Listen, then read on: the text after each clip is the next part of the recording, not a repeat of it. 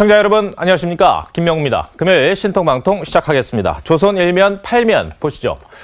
문재인 대통령이 어제 삼성의 충남 아산 사업장에서 이재용 삼성전자 부회장을 만나 이름을 직접 거명하며 감사를 표시했습니다.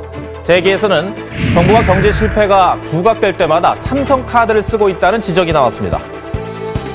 중앙 1면, 동아 2면, 정경심 교수의 자산관리인 김경록 씨의 유시민의 알릴레오 인터뷰와 관련해 KBS 기자들이 강하게 반발하고 나섰습니다.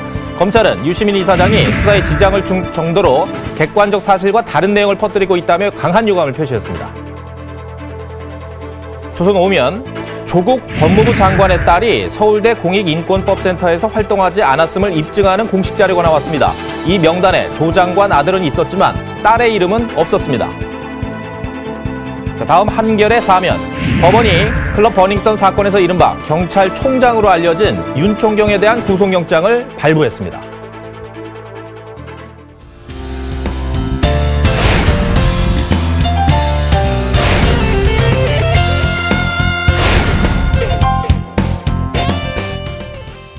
첫 번째 주제는 신문 헤드라인 먼저 보시겠습니다. 보여주십시오. 자, 조국 동생이 허리 수술 요구한 병원, 안 해도 된다. 영장 심사 하루 전에 허리 디스크 때문에 입원했던 조국 장관 동생이 처음부터 이 수술 일정을 잡지 않았다는 보도 나왔다. 어제 저희 신통방통에서 전해드렸었는데, 오늘 조선일보에서는 조국 장관 동생이 허리 수술을 요구를 했지만 병원에서 거절을 했다. 자, 최영일 평론가님, 네네. 어떤 얘기입니까? 그러니까 이 내용이 어제 보도의 후속 보도로 이 앞뒤가 맞아 들어가는 대목입니다. 왜냐하면 영장 실질심사 당일에 저는 수술이 잡혀 있습니다. 그러니까 좀 미뤄주십시오라고 했잖아요. 근데 검찰은 부산까지 내려갔죠. 근데 병원에 있었는데 건강 상태를 점검한 후에 심사 참석에 별 이상이 없다. 근데 이것은 주치의도 동의했고 의사 출신의 검사도 확인을 했다. 강제 구인이 되는 상황이었지 않습니까? 그런데 그때 사실은 수술이 잡혀있지 않았다가 어제 보도고, 오늘 보도는 수술을 이날 좀 해달라고 조국 장관의 동생이 요청을 했고, 병원 측은 수술을 할 상태가 아니다 라면서 수술을 거절했다는 내용의 보도예요. 그러니까 수술 날짜가 왜 안 잡혔냐면 병원 측은 수술을 할 이유가 없다라고 봤다는 거죠. 네. 최 의원님, 그 대번에 이제 보도를 보면 읽을 수 있는 것이 조국 장관 동생이 정말 심하게 아픈 게 맞나? 이런 의문점을 제기하는 거죠? 그거는 사실 뭐 거의 확인이 된 거 아닌가요? 예를 들어서 구인하기 전에 지금 말씀하셨지만 의사 출신의 검사가 있다고 했잖아요.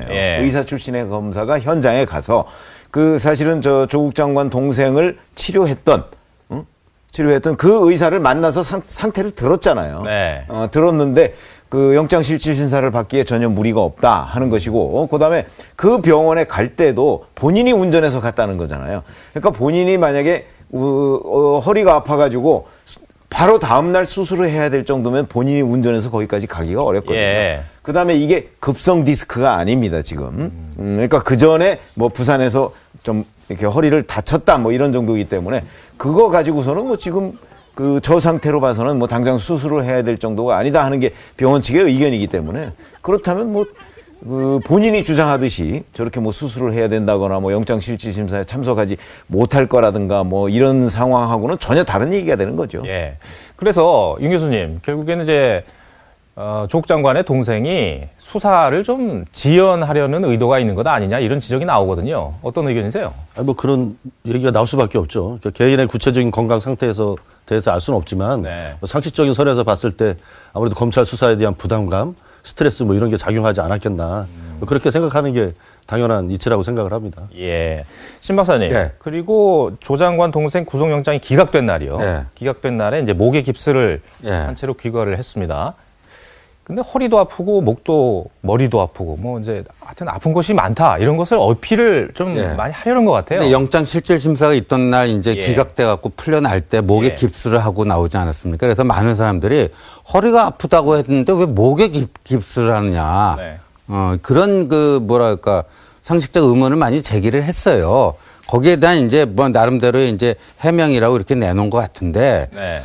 저는 또 그 수술 때문에 머리도 빡빡거려 했다, 뭐 이런 보도가 오늘 조선일보에 나오지 않았습니까? 근데 저는 이게 금시초문이에요. 수술 받는데 머리를 빡빡 밀어버린다 이런 거는 금시초문 보통 뇌 수술을 받는다든가 항암 치료를 받게 되면 이제 머리가 빠지지 않습니까? 그러니까 머리가 있는 상태로 빠지면 그게 그 모습이 취해 보니까 미리 빠질 것을 대비해서 빡빡 깎는 경우는 있는데 허리 수술을 받겠다는 사람이 머리를 빡빡 깎으려 했다?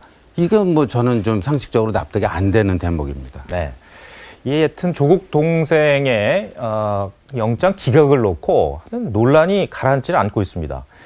그러니까 건강 이유 때문에 이제 기각이 됐다는 건데 이제 한 보도를 또 좀 소개를 해드리겠습니다. 건강 사유로 영장을 기각한 거는 2018년 이후 조국 장관 동생이 유일하다. 자, 최영일 평론가님. 네네. 이런 보도가 나왔고 그 예도 나왔죠. 그리고 이 매일경제신문이 보도를 한 건데요. 그러니까 2018년 1월부터 최근까지 이제 2년이 조금 안 됩니다만 이 기간 동안에 이제 영장 기각된 게 78건. 근데 78건의 기각은 여러 가지 이유가 있잖아요. 범죄 소명이 안 됐다. 뭐 도주나 증거인멸에 그 이유가 없다. 뭐 등 여러 가지 기각을 받는데 건강을 고려해서 기각한 경우가 이례적인 게 아니라 최근 2년 동안은 이 조국 장관 동생이 유일하다. 건강을 언급한 이 구속 기각이 한 건밖에 없다라는 얘기고요. 그러면 다른 경우는 어떤 게 있었나 보면 이게 정치인의 경우 혹은 뭐 재벌가의 경우 혹은 이제 기억해 보시면 2017년 사건이긴 하지만 김경숙 학장이라고 정유라 관련해서 이제 유화여대 교수가 구속이 되는데 당시 유방암이라고 이야기를 했고 이 머리 깎은 것에 이렇게 털실 모자를 썼던 장면이 기억나실 겁니다. 이 경우도 구속이 됐거든요. 그래서 대부분 중증 질환의 경우도 별 이변이 없는 한 구속으로 떨어졌는데 소명이 되면 이 경우에 건강이 언급된 경우는 유일하다는 게 이 매일경제신문의 보도입니다. 그러니까 저게 왜 부당하다고 얘기를 하냐면 사실 건강 문제로 해서 이 구속 상태에 있을 수가 없다 이런 얘기 아니겠어요. 그런데 그게 그런 경우를 이제 판사들이 보지 못했다는 것이고 그리고 만약에 건강 문제가 아니고 이제 구속을 했는데 건강 문제가 발생을 했어요. 그러면 그때 취할 수 있는 조치들이 있어요. 형 집행정지를 한다든가 구속 집행정지를 여러 가지 조치들이 다 저 제도상 보장이 돼 있거든요. 그런데 그래서 건강 문제 때문에 구속을 못 시키는 일은 없다는 거죠. 하여튼 구속을 일단 영장실질심사에 나와서 뭐 그 걸어갈 수 있을 정도만 되면 구속을 일단 그 구속 사유가 되면 하는 거고 근데 그 이후에 건강 문제가 발생했다 그러면 다른 수단으로 그걸 구제해 줄 수가 있거든요.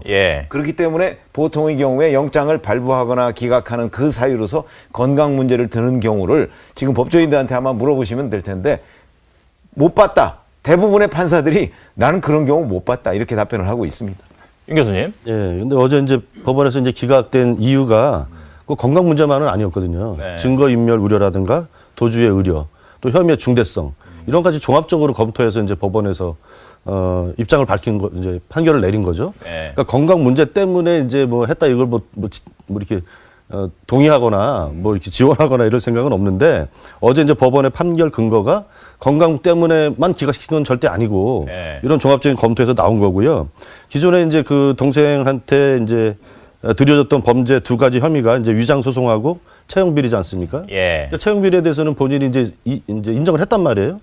그리고 이제 위장 소송에 대해서는 구속된 두 명의 공범 같은 경우는 아마 뭐 이거는 뭐 팩트가 확인된 건 아니지만 범죄 사실을 부인했거나 뭐 이랬을 것 같아요. 그러나 어쨌든 아직 이제 논란이 많이 있는 사안이란 말이죠. 그래서 이런 두 가지 문제에 대해서 그 동생이 이제 밝힌 입장 그리고 이제 법원에서 증거인멸 우려라든가 도주 우려 이런 것들에 대한 종합적인 판단에 의해서 기각이 된 것이지 건강상의 이유만으로 기각시킨 건 아니다. 그거는 좀 사실관계를 분명히 해야 될 것 같습니다. 근데 팩트를 하나 얘기를 하자면 우선 그 2명 구속된 사람들이 있잖아요.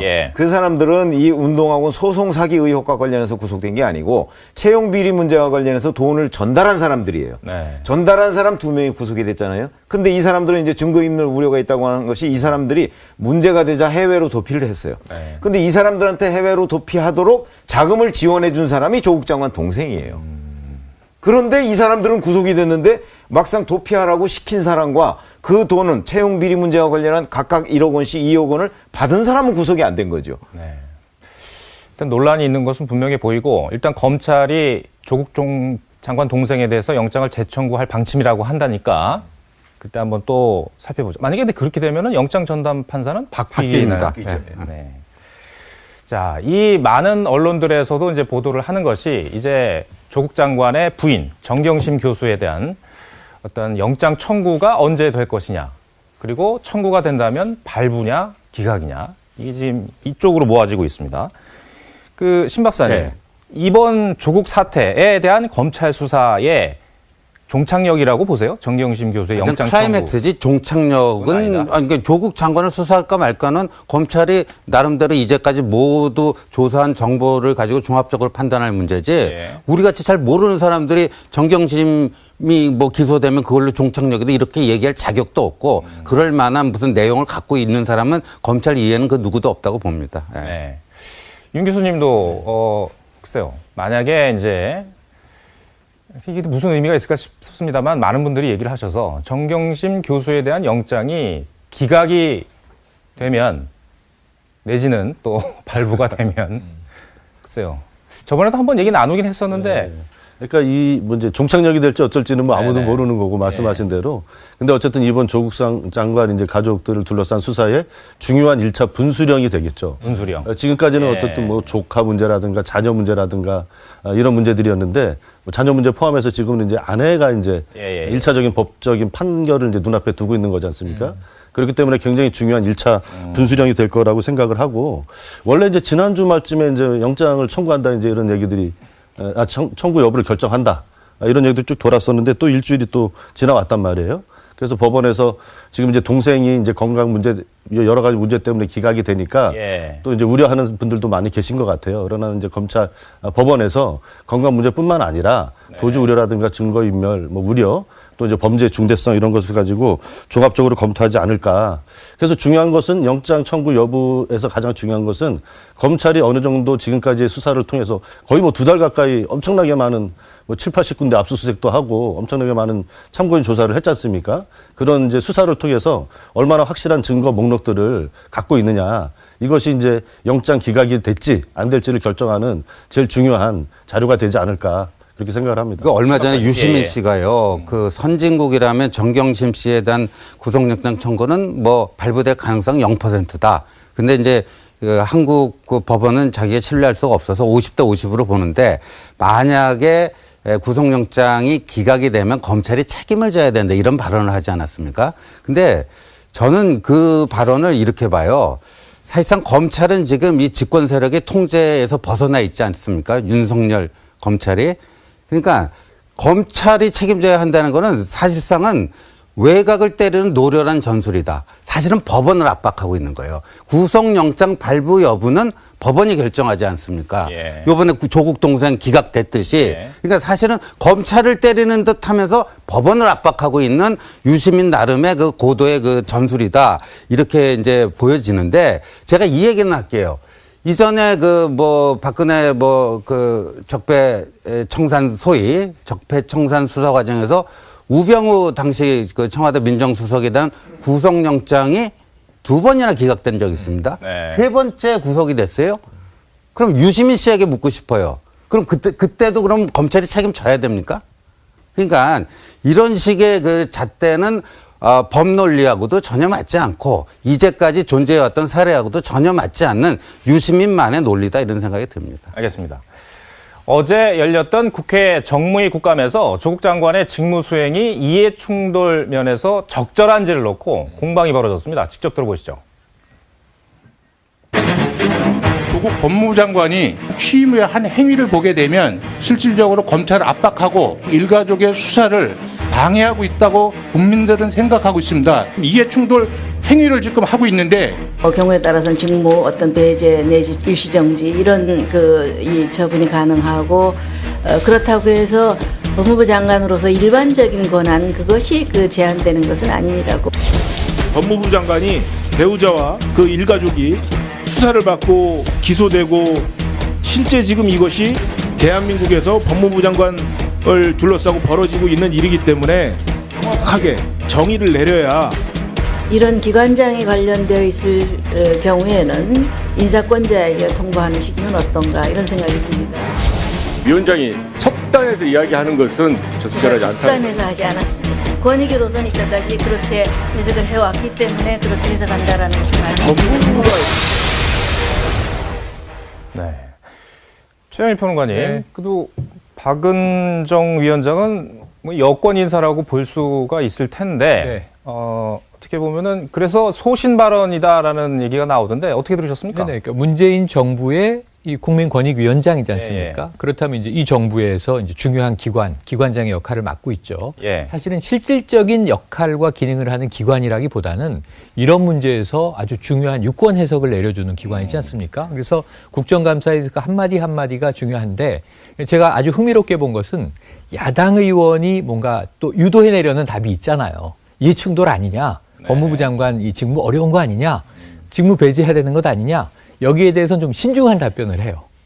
그런데 이 여당 의원과의 질의 공방에서 네. 지금 들으신 강한 이제 답변을 내는 겁니다. 그러니까 그 소신으로 이해가 될 수 있죠. 왜냐하면은 여당 의원의 질의에 직무 배제까지도 가능한 사안이다. 라고 네. 지금 이해 충돌한 게 맞다. 이렇게 이야기를 해요. 다만 야당 의원의 또 공세적 질문에는 신중하게 답을 했습니다. 예. 검찰의 수사를 끝까지 지켜봐야 되겠고요. 속단할 수는 없지만 이런 이야기를 하는데 그래서 저는 좀 여당 의원의 질문에 패착 아니냐. 왜냐하면 너무 강한 긍정을 끌어내려다 보니까 예. 권익위원장을 압박하는 모양새가 돼버렸어요. 네. 그래서 제가 보기에는 조금 스텝이 꼬인 장면이다. 이런 생각을 해봤습니다. 근데 여기서 예. 국민권익위원장이 이해충돌 문제와 관련해서 지금 여당 의원이 질문하는 답변에 맞는 그런 식의 답변을 만약에 했다고 치면 앞으로 이해충돌 문제를 이제 국민권익위원회에서 유권해서 할 수가 없어요. 그러니까 저는 저걸 소신 발언이라기보다는 당연한 지금 그 해석을 하고 있는 게 저는 오히려 이해충돌 문제와 관련해서 자 지금 법무부가 검찰을 지휘하잖아요. 일반적으로 네. 지휘할 수 있는 상황인데 그래서 바로 법무부에 있는 차관과 검찰국장이 얼마 전에 보면 윤석열 검찰총장을 배제한 수사팀을 만들자 이런 제안을 한 적이 있었잖아요. 네. 그러니까 장관은 직접적으로 얘기를 안 하고 있는데 장관들의 참모들이 윤석열 검찰총장에 대해서 여러 가지 배제할 수 있는 얘기들 같은 것들을 하고 있단 말이죠. 그러면 이해 충돌이 결국은 법무부와 검찰 사이에 지금 그런 충돌이 벌어지고 있는 거잖아요. 그걸 우리가 한두 번 보고 있습니까? 그럼에도 불구하고 지금 국민권익위원장은 상당히 뭐 약간 애매하게 얘기는 하는데 어찌됐든 간에 여기서 만약에 이게 이해 충돌이 아니다 이렇게 얘기하면 앞으로 이해 충돌이라고 할 만한 사항이 국민권익위 내에서는 벌어지지 않는 거예요. 그런 점에서 본다면 저는 소신 발언이라기보다는 법에 규정된 이해 충돌을 그냥 정직하게 설명한 것에 불과하다 이렇게 보거든요. 그러면은요, 지금 자막이도 나가는데요. 박은정 위원장, 검수사와 법무장관 직무 사이 관련성이 있다. 저 의견을 네. 따른다면, 네. 신 박사님, 예.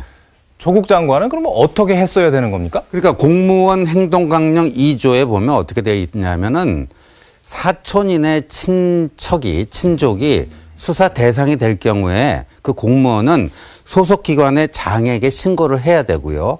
그 신고를 받은 그 장은 직무 참여 일시 중지나 직무 재배정 등의 조치를 내리게 돼 있습니다. 근데 조국 장관은 지금 본인의 동생, 딸, 아들 다 지금 수사 대상이잖아요. 네.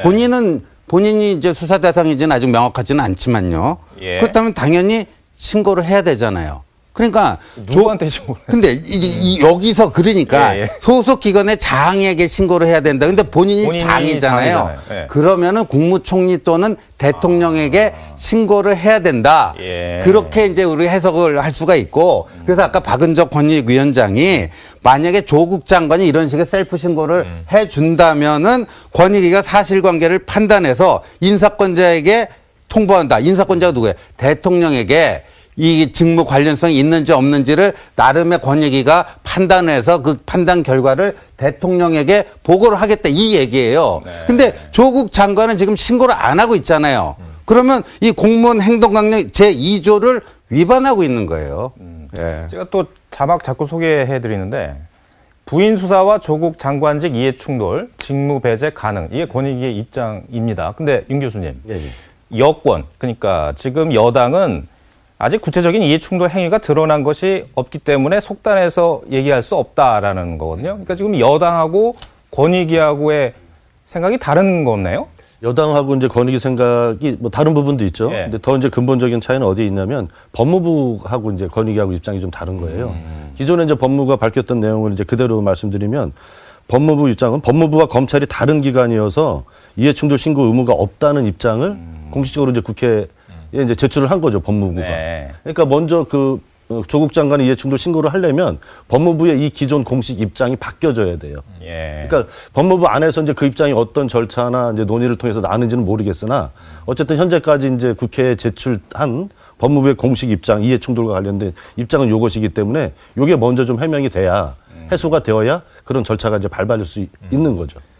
여당은 차치하고라도 하여튼 같은 정부 기관인데 법무부와 권익위의 입장이 그럼 다른 거네요, 지금 그렇죠. 현재. 근데 이해충돌 방지를 그 판단하는 주무부처는 법무부가 아니에요. 권익위입니다. 예. 알겠습니다. 자, 지난 8월 청와대 국민청원방에 조국 장관 임명 찬반 글이 올라왔었죠. 두 청원 모두 20만 명 이상의 동의를 받아서 청와대가 입장을 내놨습니다. 자, 뭐라고 했는지 들어보시죠.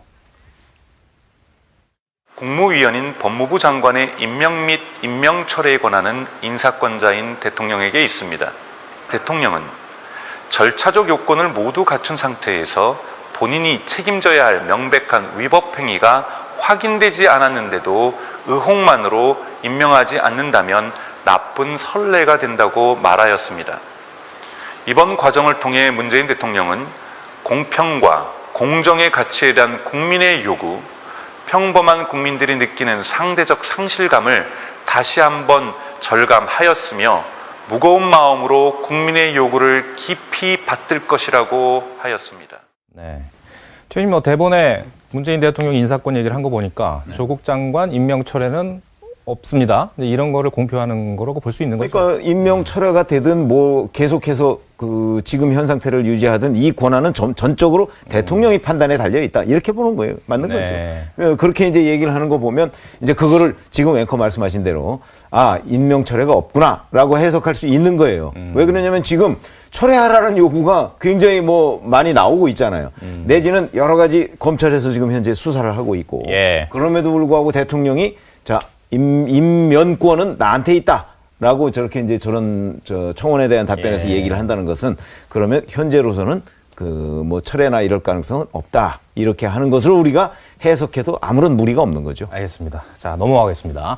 문재인 대통령은 어제 이재용 삼성전자 부회장과 만났습니다. 취임 이후로는 9번째, 올해만도 7번째 만남입니다. 자, 문 대통령은 우리 삼성이라고 하면서 감사 인사를 전했는데요. 직접 영상을 보시죠.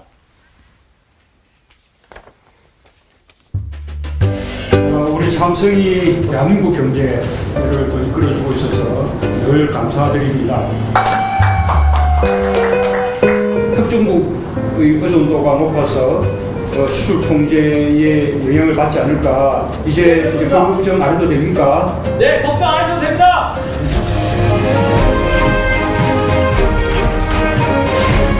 오늘 신규 투자 협약식은 누구도 넘볼 수 없는 디스플레이 제조 강국으로 가는 출발점이 될 것입니다.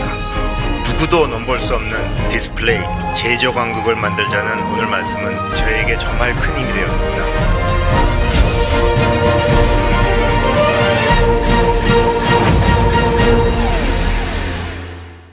네, 근데 이제 이번 별거는 아닌 얘기인데 우리 삼성, 뭐 우리 이재용 회장이라고 하시는 거 보니까 문재인 대통령의 언어 습관 중에 우리를 넣는 게 있는 것 같아요. 예전에 우리 윤석열 총장 했던 것처럼. 맞습니다. 예, 어쨌든 간에.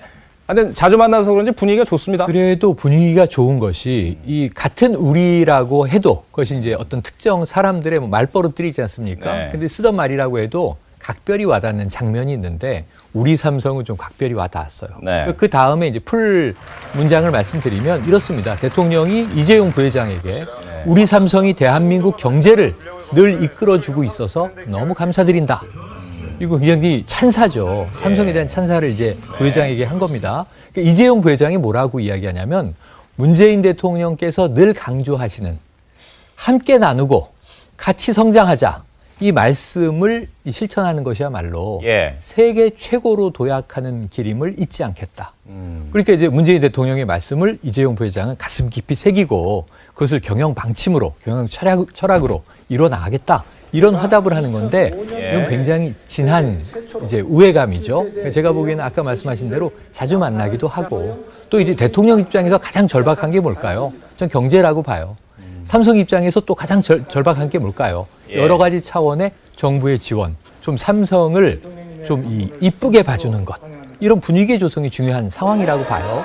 그래서 그 대통령과 부회장 사이에 뭔가 호흡이라고 볼 수도 있겠고 교감이라고 볼 수도 있겠고 그게 드러난 아주 짧은 덕담의 주고받음 아닌가 해석을 해봅니다. 근데 윤 교수님, 이제 불현듯 또 든 생각이 민주노총을 비롯한 노동계는 저런 영상과 말을 좀 안 좋아하지 않을까요? 안 좋아하죠. 그래서 저도 좀 이런 기사를 보면서 참 이렇게 좀 양면적인 생각이 드는데 보수 진영에서는 또 꼬투리를 잡아요. 그래서 지금 이제 뭐 삼성 이제 재판 앞두고 또 뭐 그런 거 아니냐. 그리고 또 뭐 지금 조국 장관 국면을 전환하려고 하는 거 아니냐. 보수 진영에서는 또 이런 비판을 하고 또 이제 일부 나왔지만 이제 강경 이제 노동운동 세력에서는 삼성과의 밀착, 재벌 대기업 친화 정책으로 전환되는 거 아니냐. 이런 양쪽에서 이제 공격이 다 들어온단 말입니다. 근데 이런 것은 제 생각에는 좀 잘하는 건 좀 잘한다고 칭찬하면 좋을 것 같아요. 어쨌든 문재인 정부 출범 후에 뭐 경제 정책이 이제 좌파니 뭐 이런저런 보수 진영에서 비판이 많았지 않습니까? 그런 어쨌든 그런 비판을 듣는 대통령이 대기업 현장에 가서 또 13조라고 하는 이제 어마어마한 돈을 투자하는 현장에 가서 이제 격려를 해주시는 거잖아요. 그러면 그런 것은 좀 있는 그대로 좀 칭찬을 해주면 좋을 것 같고 국면 전환 이런 거에는 정말 저는 이제 뭐 동의가 되지는 않는데 지금 대통령 머릿속에서 가장 큰 고심덩어리가 뭘까? 보면은 이제 아까 이제 뭐 의원님 말씀해 주셨겠지만 경제 문제가 제일 클 거고요. 그다음에 이제 북미 회담이 이제 결렬되면서 어떤 한반도 평화 정책 여기도 좀 난항에 부딪힌 거 아니겠습니까? 그런 것도 있고 국내적으로 이제 아프리카 돼지 열병 때문에 지금 많은 분들이 고생하고 계시잖아요. 그런 큰 덩어리들의 국정 과제에 대한 걱정과 고민 그런 것 중에 하나 이제 조국 장관이 있는 것이지 조국 장관을 중심으로 모든 것을 다 해석을 하려고 하는 국면 전환 이런 거는 좀 어울리지 않는다. 그러니까 정치권에서 국면 전환 이런 비판을 하려면 뭐 저도 좀 이게 또 박근혜 대통령 얘기해서 좀 그런데 탄핵 얘기 한창일 때 이제 국회에다가 저 개헌 이슈를 던졌잖아요. 이런 거는 누가 봐도 이제 국면 전환용이죠. 그러나 대통령으로서의 어떤 경제 발전, 일자리 창출 행보를 해가는 것에 대해서는 그런 비판을 할 필요가 없다. 그리고 지난 대통령 선거 때부터도 일관되게 강조해 오신 말씀이에요. 저성장 시대에 고용을 창출하는 그런 기업이 투자하는 것, 그런 사람들이 곧 애국자다. 이런 얘기를 뭐 선거 유세 과정이나 이런 데서 여러 차례 강조했거든요. 그러니까 그런 선의의 뜻으로 이해해도 전혀 문제될 게 없다 저는 그렇게 생각을 합니다. 윤 교수님 의견을 그냥 질문으로 드리겠습니다. 최 의원님께. 보수 진영에서 국면 전환용 카드로 저렇게 재계 인사 만난다. 그렇게 볼 수도 있겠죠. 어느 한쪽에서는 그렇게 볼 수도 있을 거라고 생각을 합니다. 그러나 저는 문재인 대통령도 이걸로 국면 전환이 되리라고는 판단하지 않고 있을 것이다. 이렇게 생각을 합니다. 왜 그러냐면 이미 뭐 조국 사태가 지금 2달 가까이 이런 상황까지 왔고 검찰 수사가 지금 막바지 국면으로 가고 있는 상황인데 그리고 지금 조국 장관의 부인을 뭐 구속하느냐 마느냐 뭐 지금 여기까지 와 있잖아요. 그런 상황에서 정말 제1의 이슈가 정치적인 이슈가 되고 있단 말이죠. 그런데 삼성에 가서 뭐 삼성의 투자 협약식 같은 데 가서 삼성을 한두 번 저런 식으로 뭐 칭찬을 하고 그 부분에 관해서 저렇게 치하를 한다고 해서 이 국면이 그러니까 조국 국면이 바뀔 것이냐 그거는 저는 아무도 그렇게 생각하지 않을 것이다. 그런 걸 아마 노리지도 않았을 것이다. 다만 약간의 도움은 뭐 받을 수 있을지 모르겠으나 이런 판단이 듭니다. 근데 이 이재용 부회장은 이번 달입니다. 25일 국정농단 관련 파기환송심 첫 재판을 앞두고 있습니다. 최영일 평론가님, 어쨌든 재판을 앞두고 만났습니다. 이게 가장 중요한 재판이에요. 사실은 이제 구속 여부 그리고 이제 그 양형의 여부를 다투는 파기환송이 돼서 이번에 대법원의 파기환송 취지가 있지 않습니까? 사실 말이 뇌물이라고 규정을 했잖아요. 그러니까 여기에 대해서 이제 이재용 부회장이 상당히 지금 위기선상 벼랑 끝에 놓여 있는데 그렇다면 뭔가 이 기업의 입장에서 또 국내를 대표하는 대기업, 그룹사, 재벌가의 입장에서 뭔가 대통령과의 잦은 접촉으로 반전을 시도할 수 있지 않을까? 이런 기대가 있을지 모르겠으나 청와대는 명확히 선을 긋고 있는 것이 9번째 만남인데다가 삼성 방문만 3번째예요. 그러면 그런 기대야 뭐 여러 재판이 있을 때마다 지금 있어 왔는데 이 청와대 입장은 일관적입니다. 왜냐하면 재판은 재판, 경제는 경제. 그래서 이제 재계 관련해서 경제를 살려내자는 만남이 재판에 영향을 주지는 않을 것이다가 일단 청와대 공식적인 입장입니다. 네. 자, 다음 주제는 KBS 얘기 좀 해보겠습니다. 지금 이 KBS 내부에서 희한한 일이 벌어지고 있습니다. 근데 저희가 왜 KBS라는 타 방송국에 대해서 다뤄드리냐면 이 KBS는 아시는 것처럼 국민의 세금, 수신료라고 하는 6천억 원이 들어가는 대한민국의 공영방송입니다. 근데 그 공영방송이 한 개인, 공직자도 아니고 어용지식인이라고 자처하는 한 개인에게 휘둘리는 듯한 이런 상황이 벌어져서 저희가 안 다룰 수가 없겠다 이런 판단을 했습니다. 자, 조국 법무부 장관 가족의 자산관리인으로 알려진 증권사 직원 김경록 씨의 인터뷰를 두고 자, 유시민 노무현재단 이사장과 KBS 사이의 진실 공방이 뜨거워지고 있습니다. 자, 이번 사태 핵심은 유 이사장이 유튜브 개인 방송을 통해 KBS가 김 씨와 인터뷰한 뒤 방송은 내보내지도 않고 관련 내용을 검찰에 흘렸다면서 KBS와 검찰의 유착 의혹을 제기하면서 시작이 됐습니다. 들어보시죠. 제가 이제 인터뷰를 하고 들어왔는데 그 인터뷰를 한 내용이 검사 컴퓨터 대화창에 떠서 랑 인터뷰할 때 털어봐. 무슨 얘기했지? 조국이 김경록 집까지 쫓아갔대. 털어봐. 뭐 그런 내용을 제가 어떻게 우연찮게 보게 됐어요. 그러니까 언론하고 검찰은 매우 밀접, 특히 법조 출입 기자들. 이 사람들이 검찰이 무리한 수사를 하건 뭐 내 인권이 탄압이 되건 검찰이 수사하는 거에 막 바람을 불어일으켜줘서 밀고 나가게 만들어 주는구나. 이게 지금 B 처리했는데요. 이게 공영방송인데 이럴 수가 있나 싶어서 KBS라고 밝힐게요. 인터뷰 기사는 나오지도 않았고 공영방송의 법조팀장이 이 중요한 검찰적 증인을 인터뷰를 하고는 기사도 안 내보내고 검찰에다가 그 내용을 거의 실시간으로 흘려보낸다는 게 이게 도대체 이게 가능한 일인가 싶은 생각이 막. 저런 이제 말들이 나왔고요. 그 다음에 저희가 지금 소개는 안 해드렸습니다만 유시민 이사장은 내가 만약에 KBS 사장이었으면 KBS 법조팀 기자들은 모두 보직해임 됐을 것이다. 이런 말도 했습니다. 네. 자, 최영일 평론가님. 자, 지금 KBS 강하게 반발하고 있죠? 강하게 반발하고 있고 어제 오늘 조금 급박하게 돌아갑니다. 그러니까 그냥 유시민 이사장의 저 발언, 아주 센 발언을 요약해드리면 검찰 KBS 유착설 이렇게 이름을 붙일 수 있죠. KBS가 여기는 초기에는 법적 대응을 예고했었어요. 우리 법적으로 대응할 것이다. 그러면서 뭐라고 이제 밝혔냐면 검찰에 우리가 김경록 씨와 인터뷰한 게 사실인데 9월 10일자 인터뷰를 검찰에 넘긴 바가 없다. 하지만 언론은 균형을 잡아야 되기 때문에 김경록 씨 얘기 들었고 검찰 쪽 얘기도 들어봐야 돼서 교차검증차 검찰에 뭔가 물어보고 답을 받고자 한 시도는 있었지만 문제는 김경록 씨의 인터뷰를 검찰의 통으로 넘어주면서 털어라, 뭐 집까지 찾아갔다 이런 얘기를 한 바가 없으니 유시민 이사장이 얘기한 것은 허위다. 법적 대응하겠다라고 어제 오전까지만 해도 얘기가 나왔다가 사실 내부 분란으로 지금 법적 대응을 과연 할 것인지는 조금 미지수로 흘러가고 있는 상황이죠. 아니 하나만 더 이제 유시민 이사장이 잘못 얘기한 부분이 있잖아요. 인터뷰하고 내보내지도 않았다는 부분. 그건 거짓말이잖아요. 명백한 허위사실. 명백한 허위사실이잖아요. 9월 10일에 인터뷰를 하고 9월 11일에 두 꼭지라는 건 이제 기사 두 건이죠. 리포트 두 건. 리포트 두 건. 그건 이제 신문식으로 얘기하면 기사 두 건.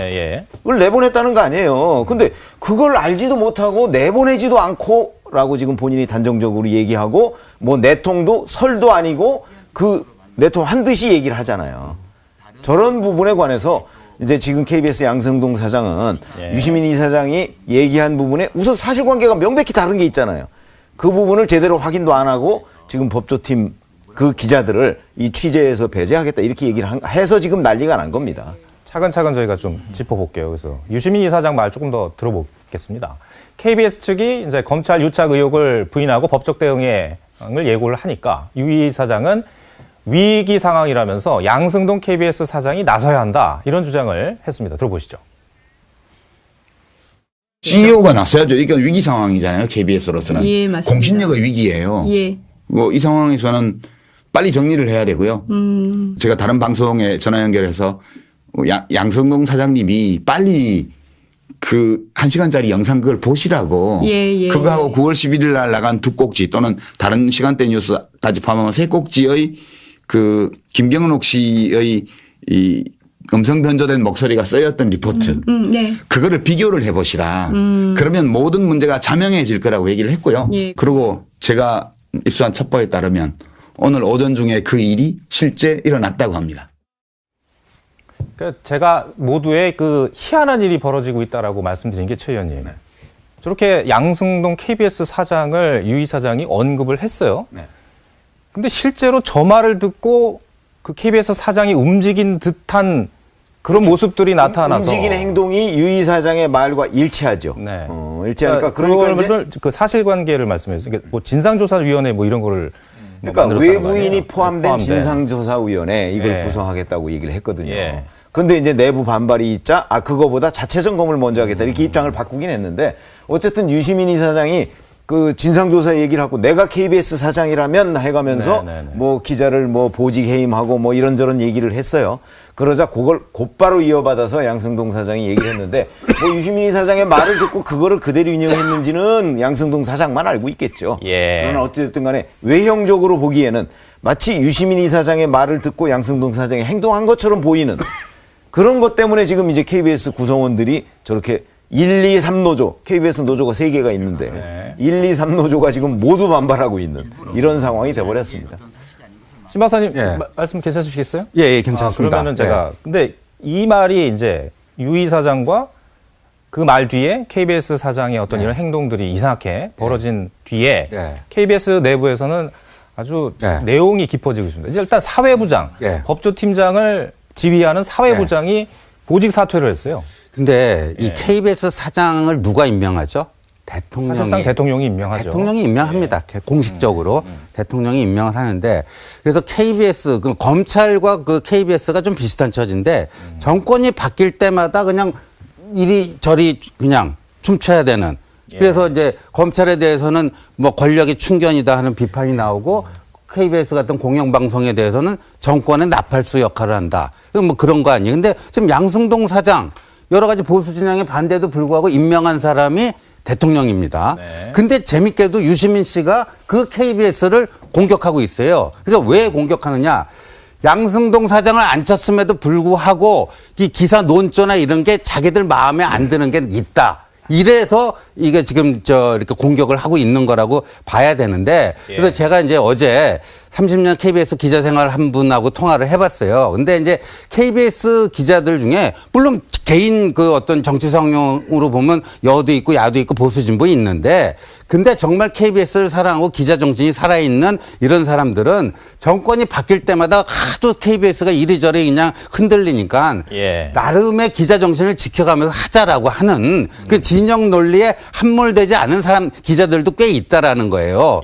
그런데 어제 이제 양승동 사장이 저런 유시민 씨 주문대로 사실상 움직인 거 아닙니까? 그러니까 내부에서는 심지어 본인이 진보 성향이라고 생각하는 기자들조차도 이건 너무나 자존심이 상하고 내가 이런 직장을 뭐하러 다녔? 내가 이러려고 KBS에서 뭐 그 보수 정권 뭐 몇 년 동안 마음 고생하면서 이렇게 했냐? 이런 얘기까지 나온다는 거죠. 그러니까 유시민 씨가 어떻게 그런 사람들까지도 이제 뭐라 그럴까 공격의 소재로 했는가에 대해서 굉장히 지금 그 KBS 내부가 부글부글 끓고 있는 것 같아요. 아까 우리 최 의원님께서 이제 KBS에 노조가 3개 있다고 말씀해 주셨는데 이거를 좀 저희가 구분을 해서 설명을 드리고 성명 나온 것을 좀 말씀드리겠습니다. 말씀드린 것처럼 KBS에서는 노조가 3개가 있습니다. 그러니까 1하고 3노조는 뭐 대체로 이제 보수 성향이다라고 평가를 받고 있고요. 그리고 KBS 내에 다수 노조입니다. 이 민주노총 산하 제2노조.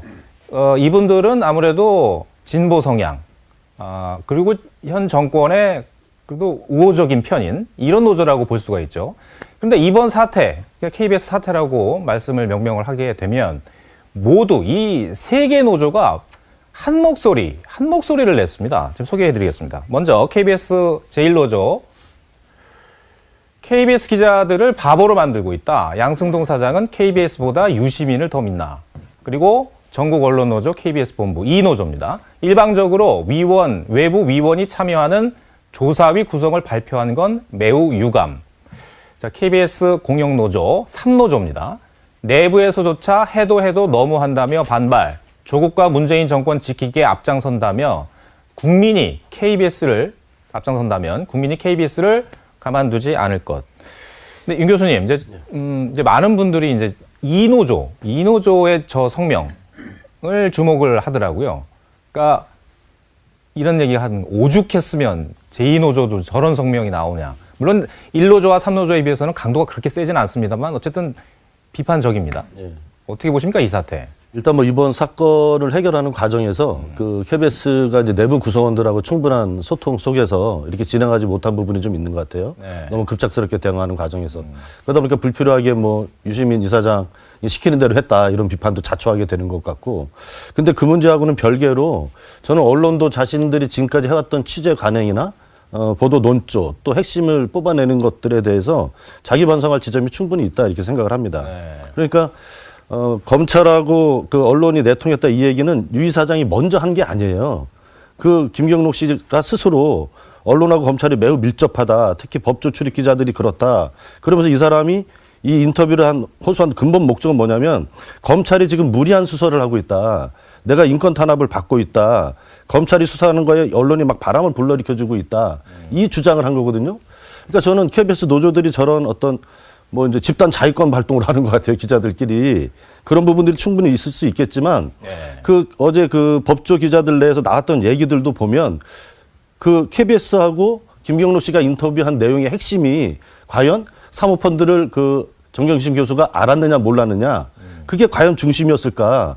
저도 그걸 다 들어봤거든요. 그래서 근데 제가 봤을 때 핵심은 뭐냐면 김경록 씨가 얘기한 것 중에서는 정경심 교수가 사기를 당한 것 같다. 네. 오천 조카한테. 자기 판단으로 이제 분명히 그렇게 얘기를 해요. 그런데 이 인터뷰 내용을 가지고 그 기자가 검찰하고 통화를 하면서 검찰이 물어봤다는 거 아니에요? 이거를 자산관리인한테 들었냐? 그렇다. 이렇게 답변을 했다는 거예요. 이거는 기자로서 취재원을 보호해야 될 의무도 져버린 거죠.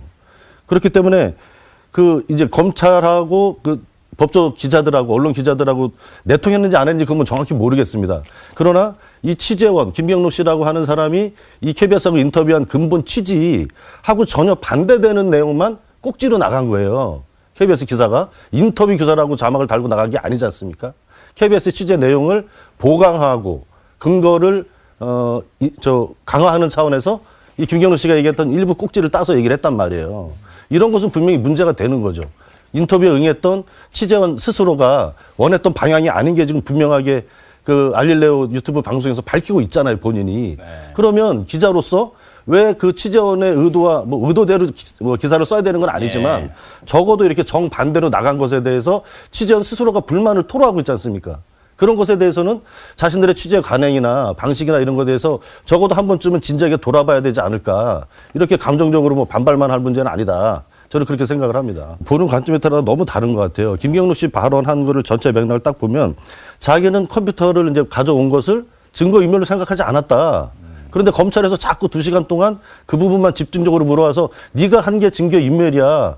너 몰랐구나. 그게 증거인멸이라는 거야. 라고 그런 얘기를 계속 듣다 보니까 증거인멸이라는 걸 인정하게 되더라. 이 맥락이었던 거죠. 그 발언 녹취록 전체 그 얘기한 부분 단락을 보면 김경록 씨가 분명히 이렇게 얘기를 하고 있어요. 자기가 최초부터 이것이 증거인멸이라는 것을 인지하고 그 행위를 한 게 아니다라고 분명히 얘기하고 있거든요. 그렇기 때문에 유시민 이사장 입장에서는 애초부터 그것을 그냥 포함해서 내버렸으면 더 좋았을 수는 이런 논란을 피할 수는 있었겠지만 본인이 그렇게 어떻게 보면 검찰의 강압 조사에 의해서 증거인멸을 인정하게 된 본인 의지와 무관하게 그 부분을 지켜주려고 했던 거 아닌가 그렇게 해석할 수도 있다고 봅니다.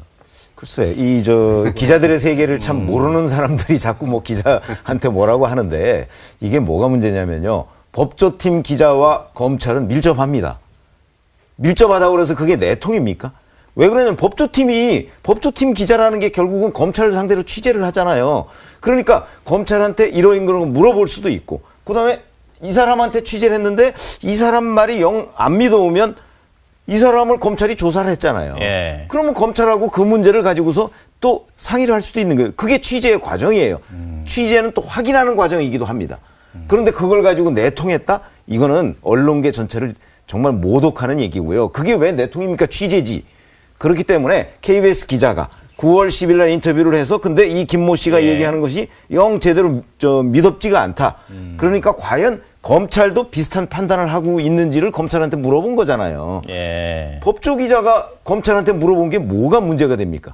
그런데 그런 부분을 지금 망각하고 그게 뭐 마치 무슨 내통하고 서로 짜고서 뭘 이 한국투자증권 김경록 씨를 그 무슨 압박하는 것이냐 얘기하는 것 자체가 이 언론계를 전혀 모르는 것이고, 더군다나 김경록 씨 이 경우에는 언론계를 더 모르잖아요. 그 사람은 증권사 직원이잖아요. 그런데 그걸 가지고서 인용해서 지금 KBS와 KBS 기자들 사장과 그 관계를 가지고 거기에 동원을 해서 마치 KBS나 또는 기자들을 공격하는 데 활용한다는 것은 매우 부당한 얘기다. 이렇게 말씀을 드리겠습니다. 윤 교수님의 이제 의견 중에는 이제 그 기자들의 취재 관행도 한번 돌아볼 필요가 있다. 이제 그런 것도 담겨 있었잖아요. 자, 그런데 KBS 법조팀 기자들을 비롯해서 상당수 일선 기자들, KBS 내부에서요, 회사가 정권 눈치를 본 결과라고 비판을 하고 나섰습니다. 관련한 비판 목소리를 화면으로 정리를 해봤는데 제가 한번 읽어보겠습니다. 자, KBS의 한 중견 기자, 수신료를 포함해 연간 1조 원 넘는 예산으로 운영되는 공영방송이 관변 유튜버 한 명에게 무릎을 꿇었다. KBS 역사의 수치로 남을 것이다. 라는 얘기를 했고요. 윤성민 서울대 언론정보학과 교수는 국가기관 공영방송인 KBS가 한 개인의 조국 옹호 방송에 굴복했다. KBS는 도저히 국민의 방송이라고 할 수 없다. 근데 제가 윤 교수님한테 여쭤보고 싶은 거는 저 교수님 말씀은 제외하고 KBS에 저도 그 내부에 올라온 글들을 다 봤거든요, 많이. 상당히 참혹하다라는 그 기자들의 의견이 많아요. 왜 그런 의견이 나오는 거라고 생각을 하세요? 지금 시점에서는 이제 뭐 경향될 수밖에 없죠. 이제 어쨌든 이런 얘기가 논란이 불거진 뒤에 아까도 이제 제가 좀 지적을 하고 말씀드렸지만 너무 이제 급작스럽게 대응하는 과정에서 내부 구성원들 특히나 이제 법조 기자들한테 사실관계나 이제 이런 프로세스를 좀 확인을 면밀하게 좀 해야 될 필요가 있지 않습니까? 네. 근데 그런 것 없이 이제 경영진 차원에서 너무 급작스럽게 이렇게 의사결정이 된 것 같아요. 그러다 보니까 기자들 입장에서는 당연히 이제 저런 반발을 할 수밖에 없죠. 그리고 이제 아까 말씀하셨던 거 좀 조금만 제 생각을 더 말씀드리면 저도 이제 뭐 법조 기자들하고 검찰이 내통했다 이렇게까지 가는 거는 너무 좀 지나친 상황 인식이고 규정이다 이렇게 생각을 합니다. 그러나 검찰이 확인하는 과정에서도 취재원을 보호해야 될 임무는 있는 거잖아요. 그러나 이번 과정에서는 본인이 스스로 얘기를 했잖아요. 검찰에서 그런 질문을 받았을 때 김경록 씨한테 들었다 이렇게 직접적으로 언급을 해버렸단 말이에요. 과연 이것이 취재원을 보호해야 될 그런 취재 관행에 맞는 거냐. 그런 부분에 대해서는 언론 기자분들도 한 번쯤 고심해볼 대목이 있다 저는 그렇게 생각을 합니다. 사실관계는 좀 바로 잡아야 되는데 KBS 이제 사회부장이 그 보직 사퇴했잖아요. 사회부장. 그래서 그 장문의 글을 올리고 어제 KBS 구성원들이 올린 글을 제가 전문을 다 봤고요. 그런데 지금 우리 윤 교수 얘기 중에 저 사실이 아닌 게 검찰이 확인하는 과정에서 우리가 취재한 결과 이런 그 김경록 씨가 1시간 인터뷰를 했잖아요. 그 인터뷰한 내용 중에 그 검찰에 확인하고 싶은 내용이 있었을 거 아니에요. 그 내용을 가지고 얘기했지 김경록하고 인터뷰했는데 김경록이 이렇게 얘기하더라. 이게 아니에요. 그러니까 그 사실관계 좀 명확히 했으면 좋겠고요. 이걸 한번 따져보자고요. 김경록 씨가 유시민 씨하고 2시간 인터뷰한 게 방송에 나온 거는 20분이잖아요. 그다음에 또 김경록 씨가 KBS하고 1시간 정도 인터뷰했는데 방송에 나온 건 이제 두 꼭지란 말이에요. 그러면 이 원문을 지금 KBS도 다 공개했어요. 1시간짜리. 서로 다 했죠. 제가 다 읽어봤어요.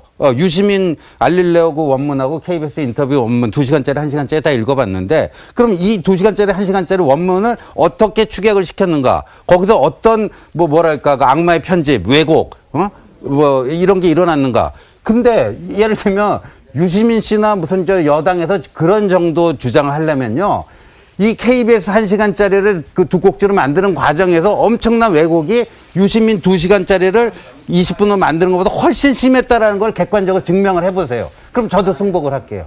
전혀 그걸 증명을 못하고 있어요.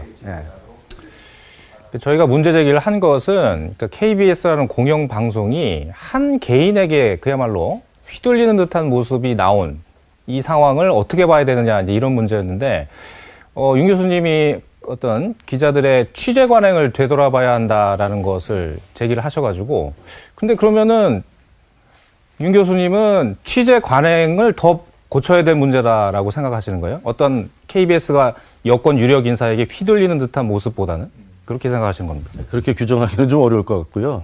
지금 이 상황을 KBS가 유시민 이사장한테 휘둘렸다. 이렇게 단정적으로 저는 볼 수 있는 상황은 아직 아니라고 보는 거죠. 그렇기 때문에 이제 그런 판단은 좀 하지 않는 건데 이 얘기를 지금 조금 다른 시긴 한데 아까 앞에서 좀 말씀하셔가지고 제 생각을 좀 말씀드리면 언론에 대해서 제가 이제 KBS 그분이 이제 쭉 올린 거를 저도 쭉 봤습니다. 네. 그런데 저는 이제 핵심적으로 어떤 사실관계나 이런 것에 대해서 너무 기자분이 법적인 상황을 정확하게 모르고 과도하게 상황 인식을 해서 기사를 끌어나가는 이런 게 이제 두 대목에서 보였는데 첫 번째가 이제 자본시장법 위반이에요. 네. 근데 이것에 대해서 정경심 씨가 그때 당시에 사모펀드가 어디에 투자하는지를 알았으면 자본시장법 위반이다라고 확정을 갖고 이제 기사를 써나간 것을 분명히 그런 의도를 드러내고 있단 말입니다. 예. 그러나 많은 전문가들의 의견에 따르면 사모펀드에 투자한 사람은 자본시장법 위반을 할 수가 없다. 운용사만이 자본시장법을 위반할 수 있는 거다라는 것이 제가 알고 있기로는 많은 전문가들의 의견이에요. 그러니까 법적인 상식에서도 어긋나는 것을 예단한 자신의 결과로 기사를 쓰는 우를 범한 것을 스스로 좀 인정을 했다고 보고 또 하나는 이런 대목이 나와요. 지금 상황에서 김경록 씨가 모든 죄를 뒤집어 써서 정경심 씨는 빠져나가려고 하고 그 사람이 도대체 불쌍하지도 않느냐 이런 상황인식을 드러내고 있거든요. 그 기자분이. 그거는 그야말로 검찰이나 수사기관에서 판단할 영역이지 기자가 그것을 판단해서 이 사람을 보호해야 되겠다. 그래서 정경심 교수에게 화살을 돌려야 되겠다. 이런 인식을 드러낸 거 아닌가 저는 이런 의심이 들더라고요. 이런 문제를 지적을 하는 겁니다. 기사를 쓸 때는 사실관계는 팩트를 있는 그대로 쓰고 수사기관이 판단할 영역이 있는 거고 법적으로 판단할 영역이 있는 거지 않습니까? 근데 그것에 대해서 기사를 쓰는 주체인 기자가 벌써 자기가 법에도 어긋나는 상황인식을 갖고 그런 방향으로 몰아가고 있는 이것을 자인하게 됐다 이렇게 보는 거죠. 근데 여기서 그건 정말 해석의 문제잖아요. 윤 교수님 해석의 문제인데 여기서의 사실관계는 뭐냐면 유시민 이사장이라는 분이 한 개인이 KBS의 법조팀장 팀들이 검찰하고 내통했다라고 던졌어요. 이렇게. 근데 그것은 무슨 근거로 던졌는지는 모르겠습니다. 그랬더니 KBS에서 그게 아니라면서 반발을 했다는 거죠. 근데 그 사람이, 한 개인이 KBS라는 공영방송에 그런 거를 한마디 던졌더니 KBS의 경영진에서 마치 그 얘기를 듣고 조치를 취하는 듯한 KBS 자사 기자들 같은 경우에는 아니라고 하는데 사장이라는 사람은 외부 사람 말을 듣고 자사 기자를 어떤 뭐 잘못했는지 한번 따져보려는 듯한 이런 상황. 근데 아까도 말씀드렸지만 이 부분은 사실 관계들이잖아요, 이건 게. 그러니까 이런 이게 사실 잘 됐냐, 잘못됐냐라의 문제. 그리고 저는 이 문제를, 제 말이 좀 길어지는데, 이게 한 여권 인사의 언론사가 휘둘리는 듯한 모습을 보이는 게 민주주의의 대원칙하고도 직결되는 문제라고 생각을 하기 때문에 주제를 다루는 것이거든요. 그러니까 아까도 말씀드렸지만, 그 유 이사장이 내통했다 이렇게까지 상황 규정을 하는 거는 저는 적절치 않다고 봅니다. 근데 촉발은 그것 때문에 됐기 때문에 다뤄야 된다는 거죠. 그 나온 게 유시민 이사장이 이렇게 상황 규정을 한 게 아니라 김경록 씨가 그렇게 얘기를 했잖아요. 본인이. KBS 인터뷰한 본인이 자기가 그런 인터뷰하는 과정, 그 위에 검찰 수사를 받는 과정에서 본인이 그렇게 언론과 검찰이 밀접해 있다라고 상황을 느꼈다라고 얘기한 거를 받아서 이제 유 이사장이 얘기를 한 거지 않습니까? 그런 사실관계는 확인이 돼야 된다는 거죠. 아니, 그런데 예를 들어서 김경록 씨 말을 유시민 씨는 그럼 100% 믿어요? 그러니까 기자라는 거는 검증을 해봐야 될 거 아니에요. 김경록 씨 주장이에요. 그러면 유시민 씨가 말해요. KBS 내부에 김경록 씨가 이렇게 주장하는데 그게 맞냐? 니들 그 1시간 인터뷰한 내용하고 어떠냐? 확인 과정은 최소한 확인을 했었어야 될 거예요. 근데 리포트 처음에 말 바꿨잖아요. 그러니까 처음에는 인터뷰만 하고 보도도 안 내보냈다. 근데 나중에 보도된 거 확인 들어오니까 뭐 두 꼭지 내보냈더라. 그러니까 기초적인 사실 확인도 안 하고 속단 말로 지른 거 아닙니까? 그건 굉장히 부적절한 행위죠. 네, 이게 그 KBS 양성동 사장이 만약에 기자 출신이라면 저는 그런 생각을 해봐요. 기자 출신이라면 이렇게 휘둘리지 않았을 거예요. 왜냐하면 기자들의 세계를 아니까. 그런 점에서 좀 아쉬움이 있습니다. 글쎄요, 뭐 이제 직권 문제는 아닌 것 같은데 어쨌든 아니 기자들의 세계를 안다면 이런 문제를 가지고 유시민 이사장의 어이없는 주장에 휘둘리지 않는다는 거죠. 자, 정치권 반응으로 넘어가죠. 어차피 이게 너무나 생각이 달라서. 네. 자, KBS 측의 대응과 관련해서 내부 반발이 거세죠. 정치권에서는 어떤 입장을 내놨는지 들어보시죠. 국민의 알 권리 보장 차원에서 적절한 조치로 판단합니다. 기자들을 한순간에 제압하고 조국 비호 세력의 비방 대상이 되도록 만든 유시민의 시나리오와 KBS 경영진의 실행력에 소름이 끼칠 정도입니다. 거의 50 말기적 증세를 보이고 있습니다. 공영방송 KBS를 정말 노골적으로 어용방송화 시키면서 기자들 탄압하고 있습니다. 자, 최영일 평론가님. 네. 어쨌든 뭐 진보 보수 노조까지 모두 이제 반발을 하고 있는 그런 상황인데, 근데 KBS가 어쨌든 내홍을 겪으면서 하루 사이에 한 발 물러섰죠. 입장이 바뀌었습니다. 한 발 물러선 건 어디냐면 어제 오전에 결정했던 사장단, 경영진이 한 발 물러선 거예요. 어제 오전에 사장단 회의를 해서 그 1시간짜리 한 달 전 KBS 인터뷰 원 동영상을 다 보고 결정을 한 게 뭐였냐면 외부 인사로 짜여진 진상조사위를 꾸린다. 그래서 이 취재 과정과 이 보도 과정에 대한 외부 시각에서의 진상조사를 하겠다. 두 번째는 법조팀 업무 배제, 특별 취재팀을 따로 짠다. 이렇게 돼 있었거든요. 근데 이제 이 오늘 바뀐 부분은 보도본부에 결정이 위임됐어요. 그러니까 사장과 보도본부가 자, 내부에서 먼저 자체 조사를 진행한다. 그리고 이제 이 법조팀의 취재 여부에 대해서도 보도본부가 결정하도록 하고 거기에 따른다. 이렇게 돼서 일단 외부로 이제 이 사안을 던지는 것보다는 내부 수습의 방향으로 전환은 됐습니다. 알겠습니다. 아까도 나온 얘기긴 합니다만 어쨌든 KBS도 그렇고 유시민 이사장 측도 그렇고 그 녹취록 전문을 모두 공개를 했습니다. 근데 최 의원님, 이게 글쎄요, 둘 다를 공개를 한 것이 이번 뭐랄까 KBS의 이 혼란상을 정리할 수 있는 그런 어떤 단초가 될까요? 그렇죠. 아니 읽어보면 그러니까 누가 어떤 사실을 왜곡했는지를 그 뚜렷이 알 수가 있습니다. 왜 그러냐면 예를 들어 1시간 인터뷰를 했다고 해서 1시간 동안 내보내야 되는 건 아니거든요. 그러니까 그 중에서 정말 이 사람이 하고자 했던 것이 뭔가에 대한 기자의 판단이 있지 않습니까? 그러면 그 부분을 빼지 말고 해야 돼요. 그러니까 9월 10일 날 이 김경록 씨를 KBS가 인터뷰를 했으면 그 부분에 관해서 김경록 씨가 하고자 했던 얘기, 그리고 자기들의 취재 의도가 있잖아요. 그것을 정확하게 보도를 했느냐 하는 걸 1시간짜리를 통해서 우리가 이제 그 분석을 해야 되는 것이고, 그 다음에 유시민 이사장 같은 경우는 90분을 인터뷰하고 20분짜리를 내보냈잖아요. 그러면 이 90분 인터뷰한 것 중에서 가장 중요한 내용이 뭐냐? 그걸 빼고 했느냐 아니면 포함시켜서 했느냐? 이런 부분을 종합적으로 보면 저는 뭐 답이 나올 거라고 생각합니다. 뭐 다 읽어보셨겠지만 KBS 이 경우에는 그래도 그 1시간짜리 인터뷰에 충실한 내용을 보도했다고 저는 보여지고, 다만 이 유시민 이사장의 인터뷰 내용은 거기에 이 사람이 자기는 여튼 검찰 얘기를 들어보니까 내가 증거인멸한 거더라 하는 얘기를 뺐잖아요. 그러면 제일 중요한 얘기를 빼고 20분을 보도한 거죠. 오늘 조선일보에는 김 씨가 법을 잘 몰라서 가지고 나왔다던 이 동양대 PC 반출 당시 사진이 추가로 공개가 됐습니다. 최영일 평론가님 설명을 좀 해주시죠. 네, 이게 뭐 일전에 보도가 됐었죠. 이게 지난달 1일의 모습이에요. 동양대에 이 김경록 씨와 함께 동행하고 가서 이 PC 등을 반출하는데 보시면 이제 PC 외에도 이 박스가 있습니다. 박스가 한 뭐 이 사람 키의 절반 정도 높이 쌓여 있고, 저게 이제 두 가지의 이야기가 있어요.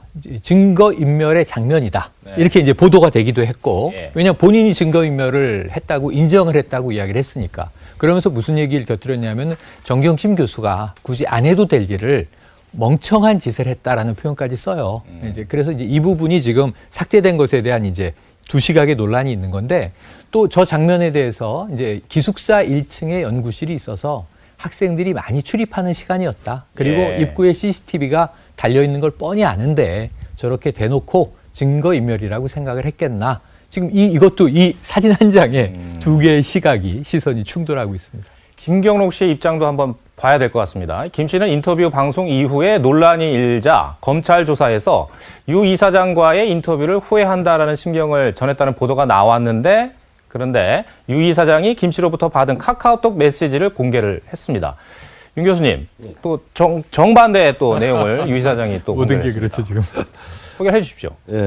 김경록 씨가 이제 유 이사장한테 직접 보냈다는 건데, 그 인터뷰 유 이사장과 한 것에 대해서 후회가 없고, 언론과 검찰의 시스템에 대한 경종을 올린 것에 대해서 만족한다. 그리고 유 이사장이 20분으로 이제 편집해서 내보낸 것에 대해서 아무런 문제가 없다. 이렇게 이제 또 얘기를 했어요. 그러니까 지금 김경록 씨가 이제 검찰 수사를 뭐 처음 받아볼 거 아닙니까? 저도 안 받아봐서 잘 모르겠는데 네. 굉장히 혼란스러운 상황에 있는 것 같아요. 기자들이 뭐 아예 없는 거를 썼다고 저는 생각하지는 않거든요. 어떤 그런 뭐 뉘앙스나 그런 느낌을 받았기 때문에 이전에 이제 검찰 조사를 받았을 때 좀 뭐 후회한다 이제 이런 기사들도 나오고 그랬었는데 지금은 또 너무 정반대에 또 이걸 또 텍스트로 명확하게 증거물이 있는 이런 입장이 나오니까 도대체 어떤 입장이 맞는 건지 좀 혼란스러운 이런 상황인 것 같습니다. 그 부분에 대해서 혼란스러운 상황이라고 말씀해 주셨잖아요. 윤 교수님하고 신 박사님께 질문을 드릴게요. 근데 그 혼란의 중심에 혼란을 만들어내는 어떤 사람, 그 사람의 중심에 유시민 이사장이 있는 것 같습니다. 자, 어떻게 생각하십니까? 일단 윤 교수님. 그건 아니고 이제 그건 아니라고 생각하세요? 아까 이제 그 얘기한 대목이 있지 않습니까? 예. 그러니까 제가 보기에는 뭐 추측인데 정말 김경록 그 자산관리자는 검찰의 수사를 받는 거예요. 근데 본인이 수사를 받으러 갈 때 갖고 들어갈 생각하고 좀 다른 방향으로 막 수사가 되는 거죠. 그래서 그것에 대해서 불안함이 있어서 진실을 밝혀야 되겠다라고 해서 이제 KBS하고 인터뷰를 한 거로 본인이 얘기를 하고 있지 않습니까? 근데 그게 또 검찰에 수사받으러 가니까 대화창에 떠 있어요. 이건 뭔가. 그러니까 또 유 이사장 이제 알리려고 방송에 나와서 그런 걸 얘기를 한 거죠. 그러니까 혼란스럽다는 게 거기에 유 이사장이 있는 게 아니고 검찰 수사를 처음 받다 보니까 검찰 수사 받는 과정에서 본인이 생각했던 지금까지 인지해왔던 진실이라고 생각했던 상황과 검찰 수사를 받는 과정에서 본인 입으로 얘기하잖아요. 컴퓨터 빼온 게 증거인멸이 왜 되는지 자기는 모르고 부인을 했는데 2시간 동안 얘기 듣다 보니까 그게 증거인멸죄라더라. 이런 거죠. 검찰 수사를 받으면서 상황, 인식이 이제 이렇게 바뀌어 나가는 것 같아요. 그런 과정에서 혼란스러움이 있는 것 같아요. 본인 스스로가. 근데 제 질문은 어쨌든 이 혼란 중심에 유시민 이사장이 있는 것 같답니다. 근데 저는 김경록 씨 입장에서 생각을 해보면요. 지금 사모펀드 관련해 갖고는 본인은 참고인이에요. 그러니까 정경심 씨가 공직자윤리법, 자본시장법, 금융실명법, 뭐 특정경제가중처벌법상의 횡령, 뭐 이런 혐의를 받고 있는데 그것과 관련된 참고인이고요. 증거인멸과 관련해서는 피의자예요. 김경록 씨가. 근데 증거인멸 관련해갖고 그럼 주범이 누구고 종범이 누구냐 이걸 지금 가려야 되는 거예요. 근데 지금 거기서 이제 김경록 씨가 계속 좀 여러 가지로 좀 심정이 오락가락 할 수 있는 그게 될 수가 있다. 그러니까 지금 정경심 씨는 그거 자기 자택에 하드디스크 교체한 것도 그렇고 동양대 간 것도 김경록 씨가 다 주도해서 본인은 따라간 거. 그러니까 김경록 씨가 주범이에요. 증거인멸과 관련해서. 근데 그럼 김경록 씨 입장에서는 이거 뭐야 이렇게 될 거 아닙니까? 그러니까 그런 점에서 여러 가지 마음의 오락가락 할 수 있다. 저는 그렇게 봅니다. 자, 이 유 이사장 측이 공개한 인터뷰 녹취록 전문에는 그동안 알려지지 않았던 새로운 사실들과 이를 뒷받침하는 김경록 씨의 진술이 담겨 있습니다. 자, 이 부분 좀 더 살펴보겠습니다. 김 씨는 검찰 조사에서 정 교수가 윤석열 검찰총장이 배신을 했다며 화를 냈다는 진술을 했다. 이런 보도 전해드렸었는데 녹취록에는 왜 이런 얘기가 나온 건지 맥락에 대한 진술, 그 대목이 있습니다. 최영일 평론가님 이거 한번 소개해 주시죠. 맥락과 배경이 있어요. 그냥 툭 튀어나온 얘기가 아니고 이 검찰이 김경록 씨를 조사할 때 휴대폰 압수수색하지 않았겠습니까? 그래서 뭘 검색했는지 요즘에 다 보잖아요. 범죄 행위에서도. 보니까 검찰 배신, 윤석열 배신 이런 단어를 김경록 씨가 검색을 한 거예요. 그러니까 검찰이 취조를 했겠죠. 왜 이러한 대목을 검색했느냐. 그래서 이제 김경록 씨가 털어놓게 된 과정이 자, 정경심 교수와 이야기를 나누는데 밥을 먹었다고 얘기를 했습니다. 밥을 먹는 자리에서 상당히 이 정 교수가 열받아 있더라. 그러면서 윤석열 총장이 우리를 배신했다라고 하는 이 좀 분노에 찬 취지의 이야기를 하더라. 그런데 그 자리에 조국 장관이 왔다는 거예요. KBS 보도 9월 10일자에는 조국 장관과 밥 먹은 얘기가 나오는데 민정수석 전이에요. 그러니까 교수 시절, 교수 부부 시절. 그런데 이 인터뷰는 최근 것이기 때문에 사실 장관 지명 받고 청문회 거치고 이 최근에 같이 식사 자리가 있었다는 걸 이야기하는 거예요. 조국 장관이 들어와서 장관님 많이 섭섭하시지 않느냐. 검찰에 대해서 이렇게 물었더니 조국 장관은 그들은 그들의 일을 하는 것이고 나는 나의 일을 하면 됩니다. 이렇게 답했다는 이야기가 나오면서 결국은 이제 이 정경심 교수가 윤석열 총장의 검찰이 우리를 배신한 것 같다라는 취지가 있었고 그 이야기를 검색해 봤는데 검찰에 이렇게 얘기를 했다고 덧붙여요. 이 당시에는 이런 얘기가 많이 나돌지 않았습니까? 라고 이야기하고 있습니다. 알겠습니다. 어쨌든 저희가 이제 다룬 이유는 이제 유시민이라는 한 개인이죠. 개인의 문제 제기로 인해서 의혹 제기죠. KBS라는 공영방송이 지금 들썩들썩하고 있다라는 거.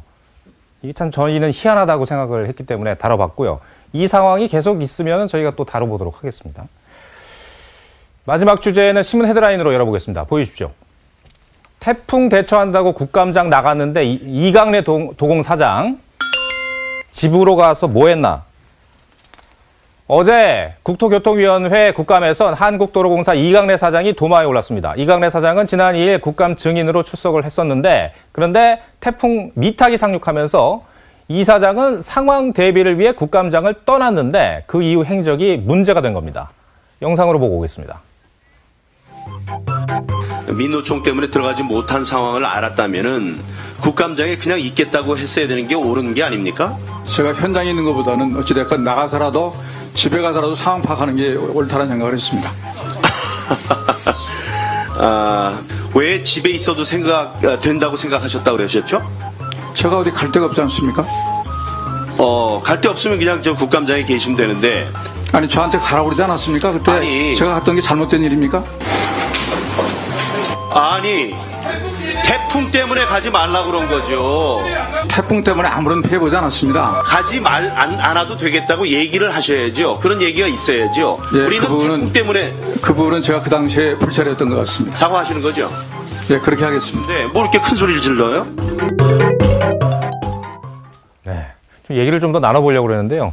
마칠 시간이 됐습니다. 오늘 말씀 고맙습니다. 네, 고맙습니다. 네, 저는 1분 뒤에 돌아오겠습니다.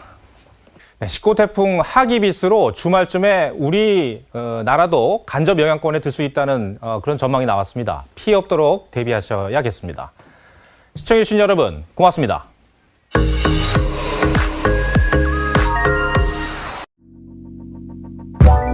Let it go.